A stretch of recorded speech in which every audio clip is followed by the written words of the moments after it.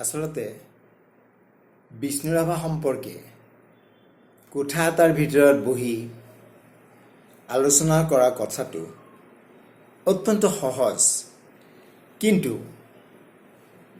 তেখেতে যি প্ৰক্ৰিয়াৰ মাজেৰে আজিৰ বিষ্ণু ৰাভা হ'ল কিংবা তেওঁৰ এক ইতিহাস হ'ল, সেই প্ৰক্ৰিয়াৰ অনুসৰণ কিংবা অনুপ্ৰেৰণাৰে আকৌ এজন বিষ্ণু ৰাভাৰ জন্ম দিব পৰাটোৱেই হ'ব আমাৰ বাবে এক ডাঙৰ প্ৰত্যাহ্বান।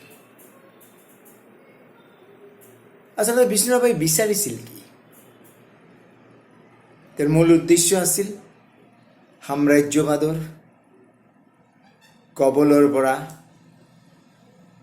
জনসাধাৰণক যে সহজ সৰল সজোৱা বনোৱা চহোৱা এই যে মানুহখিনি কেনেকৈ মুক্ত কৰি আনি তেওঁলোকৰ যিখিনি প্ৰাপ্য, সেই প্ৰাপ্য অধিকাৰ সমানভাৱে যাতে পায়, তাৰ বাবেই আছিল বিষ্ণু ৰাভাৰ বিপ্লৱৰ মূল উদ্দেশ্য। এই কথাটো হ'ল 60 বা 70 দশকত বিষ্ণু ৰাভাৰ যে আন্দোলন, তেওঁৰ যিটো মুভমেণ্ট যিদৰে আগুৱাই লৈ গৈছে, যদিওবা আমি কৈছোঁ যে আকৌ এজন বিষ্ণু ৰাভা, কাৰণ এইটো একেলগে এটা বিতৰ্কৰ সৃষ্টি হ'ব পাৰে যে আধুনিক সমাজ ব্যৱস্থা, তেওঁৰ ৰণকৌশল, তেওঁৰ চিন্তা ভাৱনা কিমানখিনি ৰাইজে গ্ৰহণ কৰিব কিংবা নকৰে, এইলৈও কিন্তু এক বিতৰ্কৰ সূচনা হ'ব পাৰে। যি কি নহওক, শৈশৱত এইবিলাক কথা আমি একো বুজা নাছিলোঁ। পৰৱৰ্তী কালত বিভিন্ন ধৰণৰ কিতাপ পত্ৰ এইবিলাকৰ পৰা যে সামান্য জ্ঞান আমাৰ আহৰণ হৈছে, তাৰ পৰা বুজি উঠিছোঁ যে বিষ্ণু ৰাভা এজন সাংস্কৃতিক কৰ্মী আছিল। নৃত্য, গীত, মাত, চিত্ৰ এই আটাইবোৰতে তেওঁৰ পাৰদৰ্শিতা আছিল অসীম। আৰু সেয়ে হয়তো এক সাংস্কৃতিক সৈনিক হিচাপে তেওঁৰ যি মুভমেণ্ট আছিল, তেওঁৰ যিটো বিপ্লৱ আছিল, সেই সাংস্কৃতিক মুভমেণ্টৰ আগবঢ়াই নিয়ে মানুহক আকৃষ্ট কৰিছিল আৰু এক গণ আন্দোলনৰ সূচনা কৰিছিল।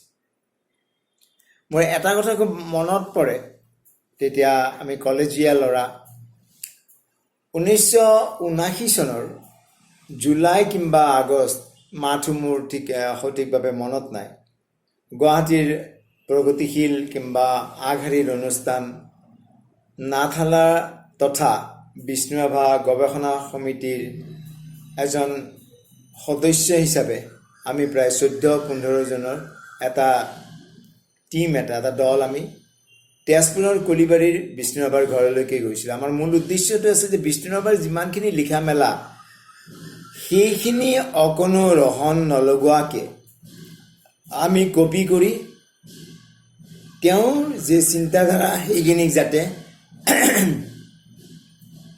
পোনে ৰাইজৰ মাজলৈকে লৈ যাব পাৰোঁ, সেইটোৱে আছিল আমাৰ প্ৰধান উদ্দেশ্য।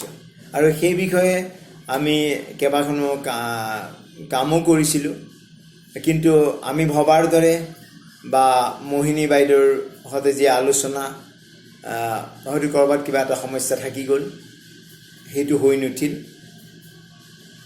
অৱশ্যে পৰৱৰ্তী পৰ্যায়ত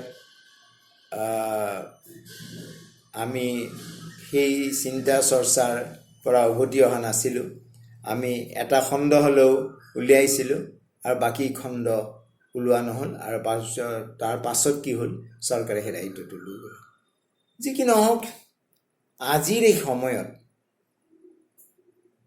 প্ৰত্যেকজন ব্যক্তিয়ে বিষ্ণু ৰাভাৰ আদৰ্শ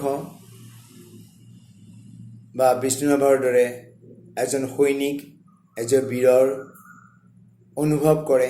এইকাৰণে অনুভৱ কৰে কাৰণ আজি আমাৰ সন্মুখৰ পৰা নেতৃত্ব দিয়া মানুহৰ যথেষ্ট অভাৱ। আমি বিষ্ণু ৰাভাৰ মাজত সেইখিনি বিচাৰি পাওঁ আমি নাজানো কিমান দূৰ আজিৰ দিনত সফল হ'ব তথাপি আমি যিমান দূৰ জানো বিষ্ণু ৰাভাৰ সম্বন্ধে আজিও যেন তেনে এটা শক্তি তেনে এজন সৈনিকৰ প্ৰয়োজন আছে